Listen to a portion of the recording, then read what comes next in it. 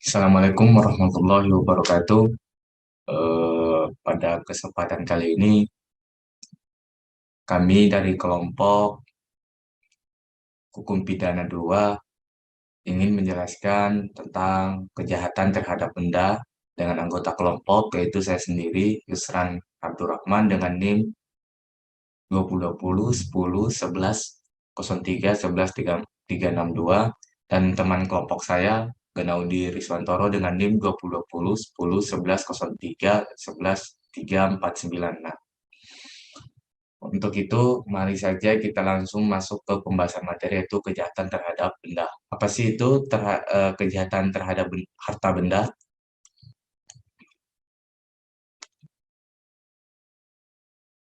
Kejahatan di dalam masyarakat berkembang seiring dengan perkembangan masyarakat itu sendiri. Kejahatan karena kejahatan merupakan produk dari masyarakat dan perlu ditanggulangi. Hal ini mengingat bahwa kejahatan tidak akan dapat hilang dengan sendirinya. Sebaliknya, kasus pidana semakin sering terjadi, dan yang paling dominan adalah jenis tindak pidana terhadap harta kekayaan, khususnya yang termasuk di dalamnya adalah tindak pidana penggelapan. Bahwasanya kejahatan terhadap harta benda akan tampak meningkat di negara-negara sedang berkembang. Contohnya ya Indonesia gitu. Kenaikan ini sejalan dengan perkembangan dan pertumbuhan ekonomi. Kejahatan Kejahatan terhadap harta kekayaan adalah berupa perkosaan atau penyerangan terhadap kepentingan hukum orang atas harta benda milik orang lain atau bukan milik bertindak. Dimuat dalam buku 2 Kitab Undang-Undang Hukum Pidana KUHP, yaitu tindak pidana pencurian, pemerasan, penggelapan barang, penipuan, merugikan orang yang berpiutang dan berhak, dan penghancuran atau pengerusakan barang dan penadahan.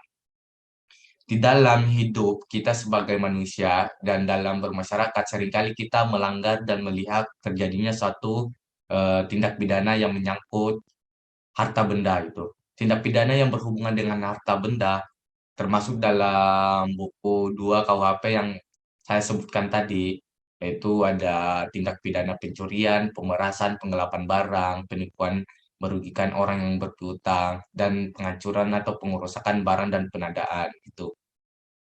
Tindak pidana curang dalam perjanjian, tindak pidana bangkrut, pasal 396 sampai dengan 404 403, 405, 520, tindak pidana terhadap penerbitan dan percetakan, dan pelanggaran terhadap tanah hak milik. Nah, kita masuk pada isi substansi pada kejahatan terhadap harta benda. Yaitu ada 6 macam. Ada pencurian, penggelapan, penadahan, pemalsuan, pemerasan, dan pengancaman, penghancuran, dan pengerusakan. Kita bahas satu-satu. Yang pertama itu ada pencurian. Nah, tindak pencurian. Tindak pencurian ini diatur dalam buku 2 adalah tindak pencurian dalam bentuk pokok, misalnya sebagaimana diatur dalam pasal 362 KUHP, pada umumnya memiliki unsur-unsur yang bersifat subjektif dan bersifat yang objektif, dan perbuatan itu dilakukan dengan sengaja. Meskipun tidak dinyatakan dengan tegas dalam undang-undang, akan tetapi tidak dapat disangkal lagi kebenarannya bahwa tindak pidana pencurian tersebut harus dilakukan dengan sengaja gitu. Yakni karena undang-undang pidana kita yang berlaku tidak mengenal lembaga tindak pencurian pidana yang dilakukan dengan tidak sengaja. Nah, tindak pencurian ini juga ada beberapa macam. Pertama, contohnya pencurian biasa, termasuk di pasal 362 KUHP gitu.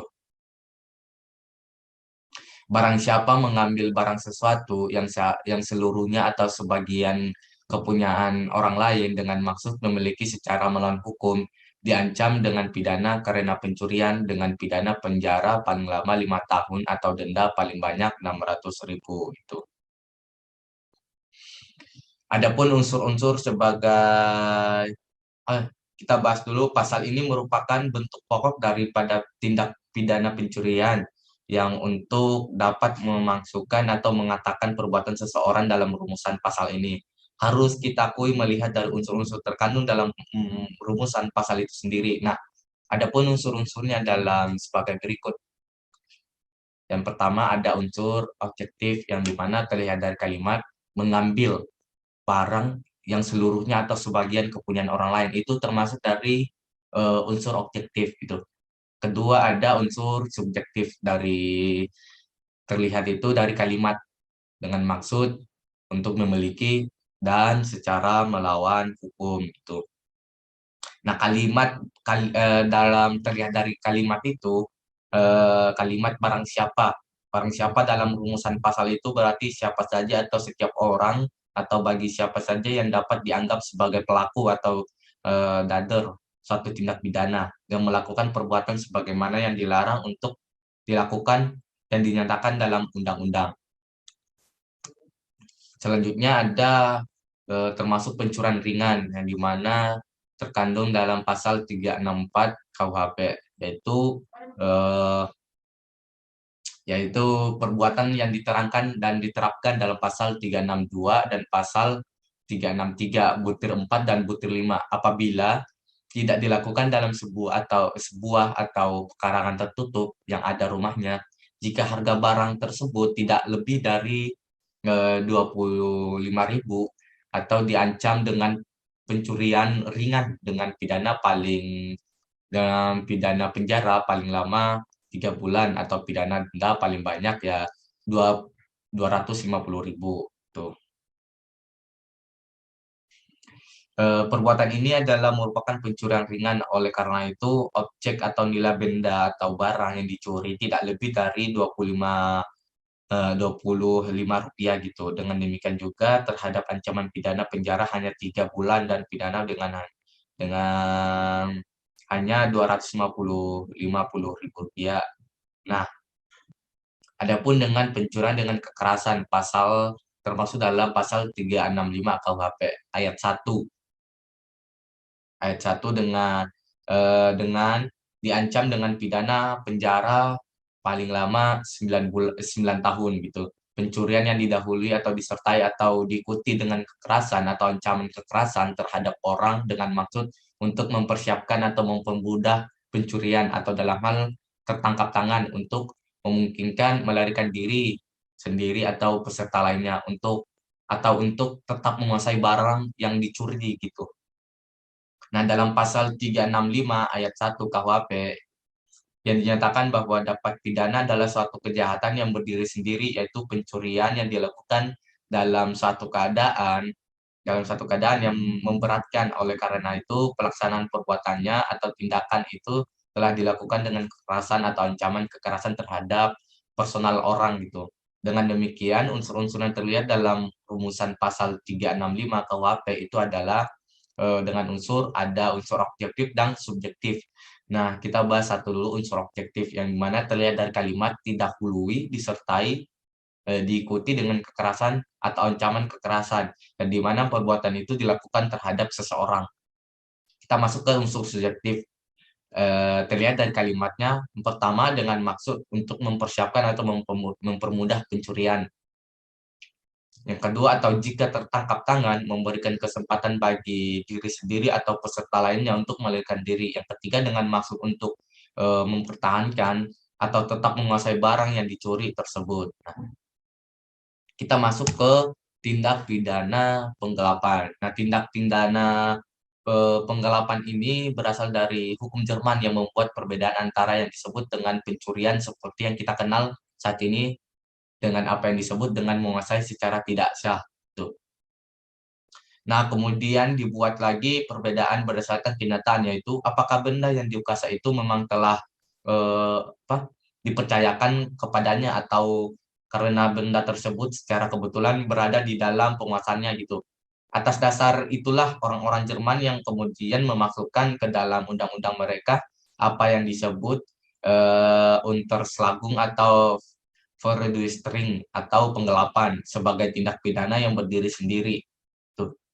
Masalah tindak pidana penggelapan diatur dalam bab dari pasal 372 KUHP dengan pasal 377 KUHP yang akan dibahas satu demi satu. Termasuk yang satu demi satu ini yang saya maksud yaitu penggelapan biasa. Kita masuk ke penggelapan biasa, yaitu terkandung dalam pasal 372 KUHP.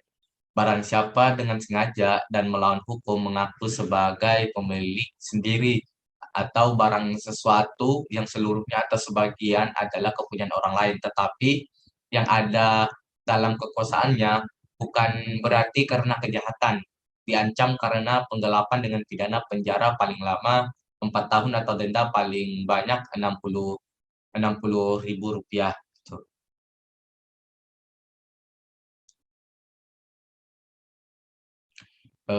Pasal ini memiliki unsur-unsur sebagai berikut.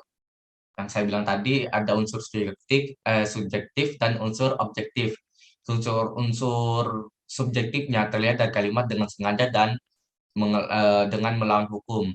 Unsur objektifnya terlihat dari kalimat memiliki barang yang seluruhnya atau sebagian kepunyaan orang lain, barang itu ada padanya atau dikuasai bukan karena kejahatan. Nah, kejahatan ini dinamakan yaitu penggelapan biasa, di mana penggelapan adalah kejahatan yang hampir sama dengan pencurian dalam pasal 362 KUHP. Hanya bedanya kalau dalam pencurian bahwa barang yang diambil untuk dimiliki seseorang, untuk dimiliki itu belum berada di tangannya si pelaku tersebut gitu. Sedangkan dalam pasal penggelapan barang yang diambil untuk dimiliki itu sudah berada di tangannya si pelaku tersebut, tapi tidak dengan jalan kejahatan atau sudah dipercayakan kepadanya gitu.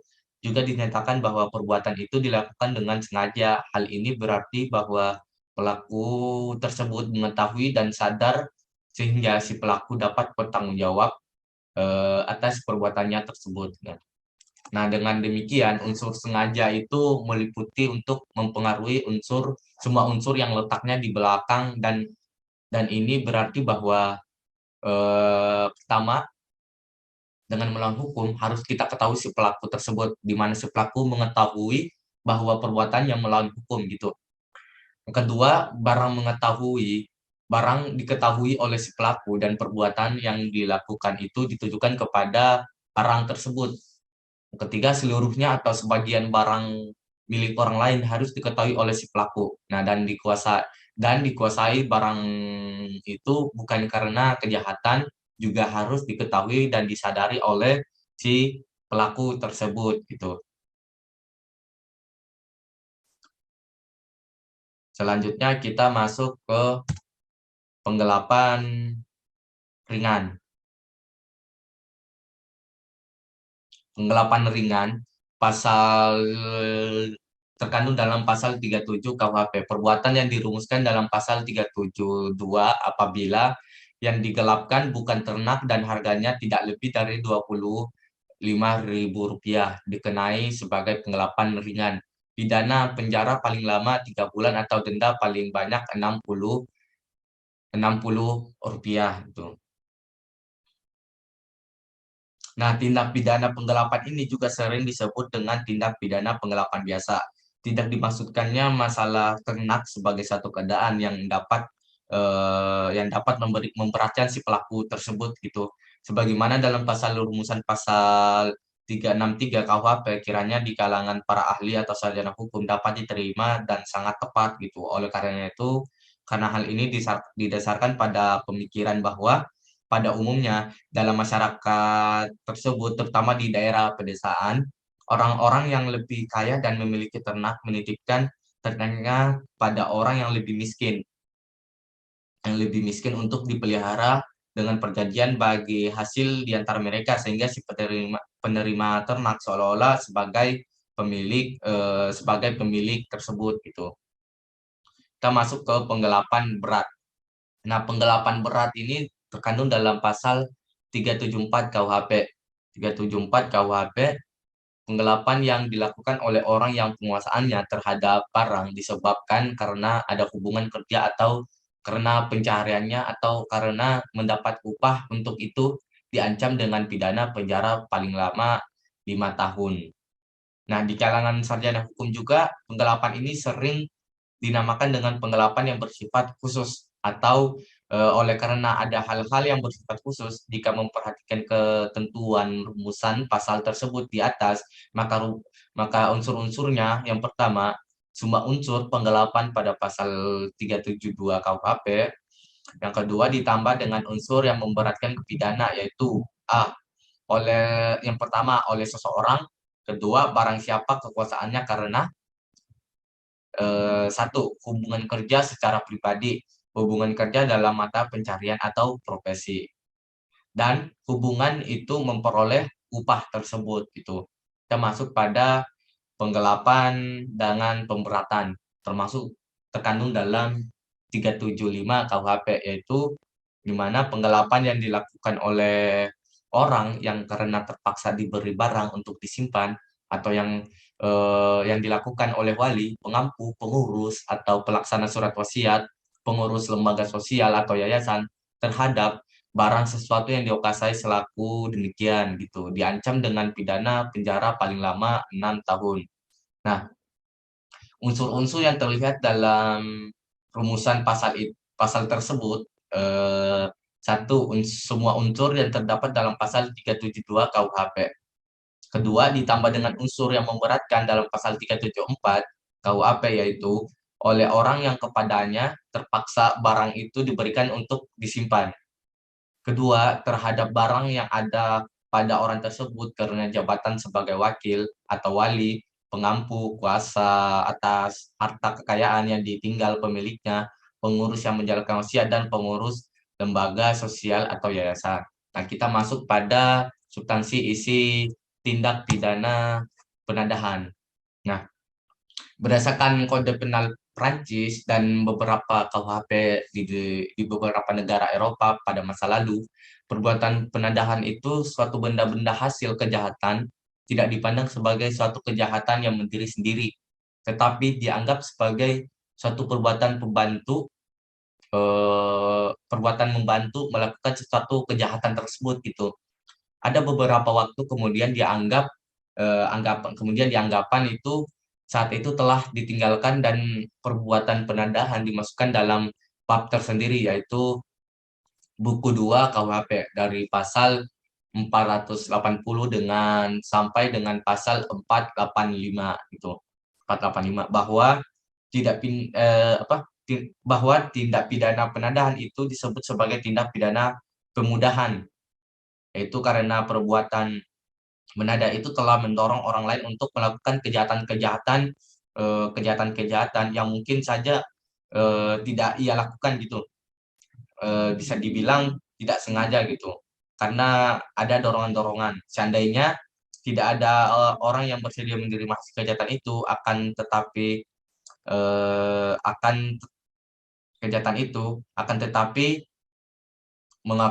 tetapi bahwasanya peraturan tindak pidana ini dalam bab tersebut di atas sebenarnya kurang tepat, sebab perbuatan menada ini yang didorong oleh hasrat untuk memperoleh keuntungan itu sendiri sebenarnya tidak dapat disebut sebagai telah dilakukan dengan maksud untuk memudahkan orang lain untuk melakukan kejahatan. Nah,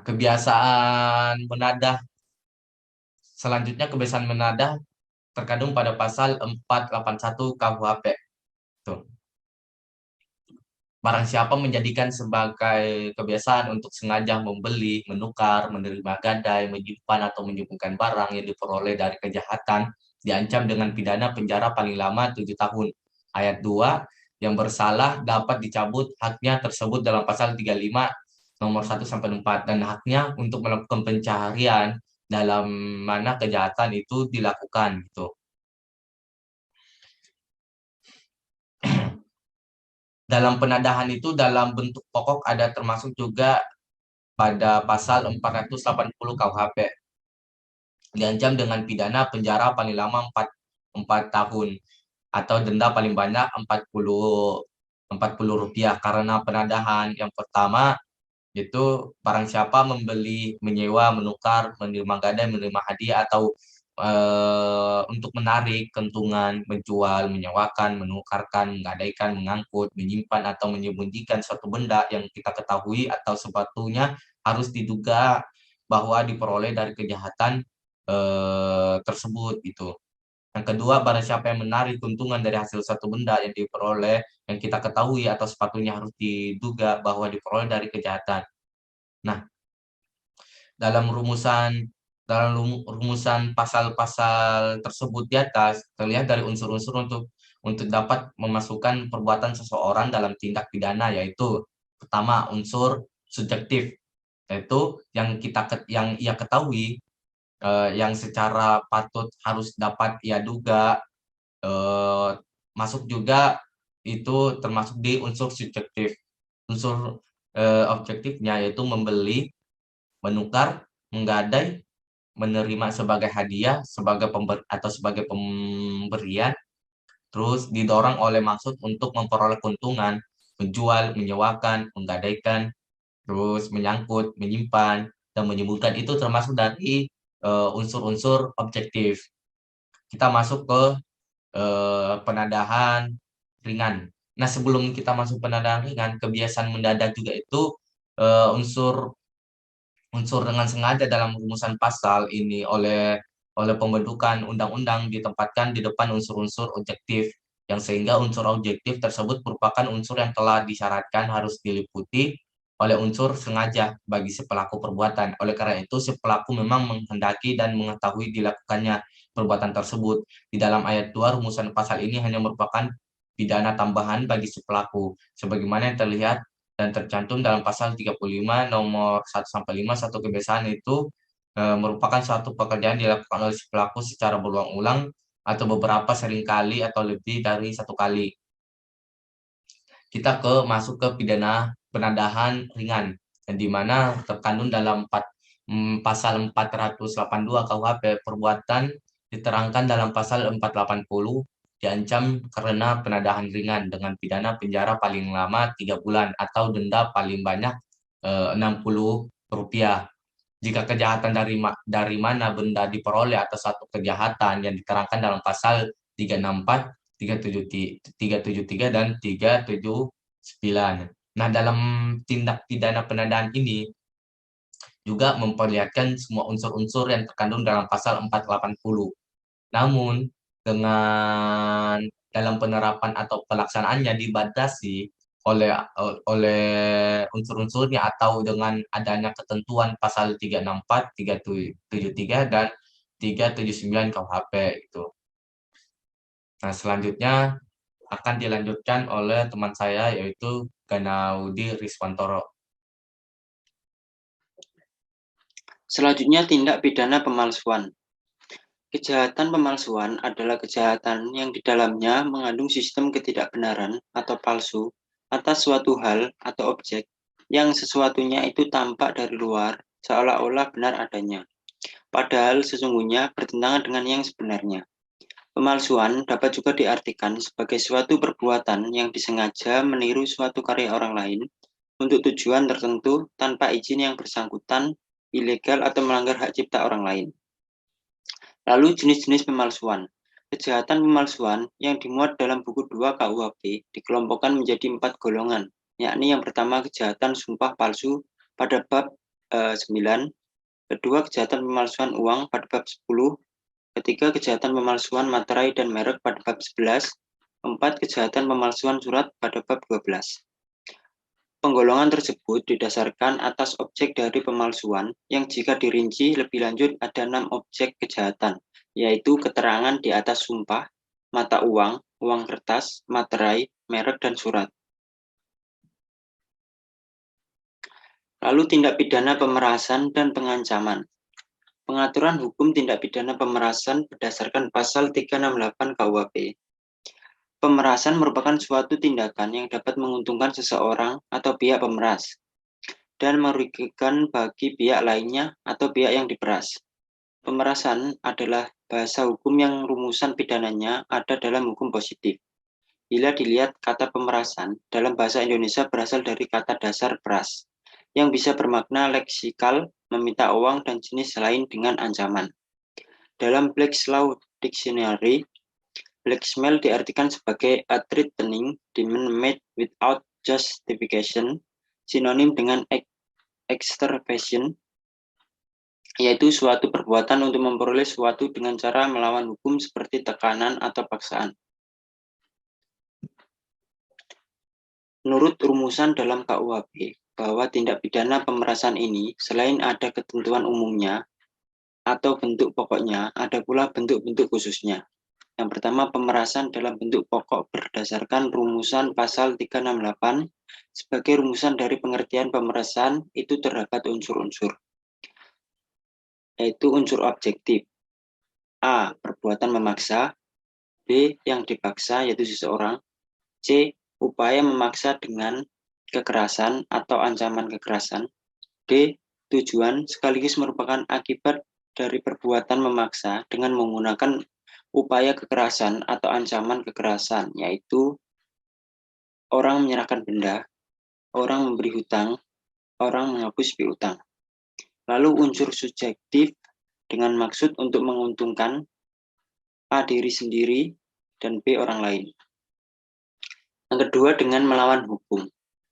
4 unsur objektif dari pemerasan, yakni pertama, perbuatan memaksa atau dwingen. Undang-undang tidak menerapkan tentang apa yang dimaksud dengan memaksa. Perbuatan memaksa adalah berupa perbuatan aktif dan dalam hal ini menggunakan cara kekerasan atau ancaman kekerasan yang sifatnya menekan kehendak atau kemauan pada orang agar orang itu melakukan sesuatu yang bertentangan dengan kehendak orang itu sendiri. Lalu tindak pidana penghancuran dan pengerusakan. Sebagaimana aturan-aturan yang telah ditetapkan dalam Kitab Undang-Undang Hukum Pidana pada pasal 406 KUHP, hal ini memang merupakan hasil pengembangan hukum. Masalah sanksi pidana bagi pelaku pengerusakan sarana umum ditinjau menurut hukum pidana, khususnya penerapan.